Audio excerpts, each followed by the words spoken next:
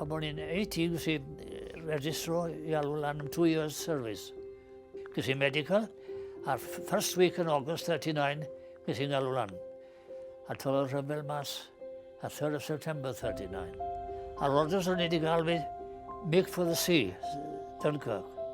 Ond mae'n cyrraedd trath, o'n i'n moyn cyrraedd trath. O'n i'n gwybod beth oedd na, o'n i'n gwybod beth oedd yn blanu. A o'n i fod i cordas wedi wneud, wedi pob cerbyd oedd yn hwnna, lori tan nhw'n lan, destroyer nhw.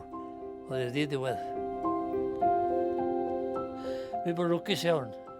Fi'n teimlo wedi bod yn siarad â chi am thach ola, bod fi wedi, dim cyn nawr, gwybod yn onest â chi, fi'n teimlo bod neth rhywun arall.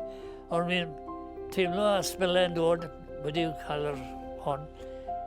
Fi'n meddwl lot am ffrindiau sydd ddim wedi dod gytre, mae hwnna, achos dwi'n byth yn ngofio'r ffrindiau.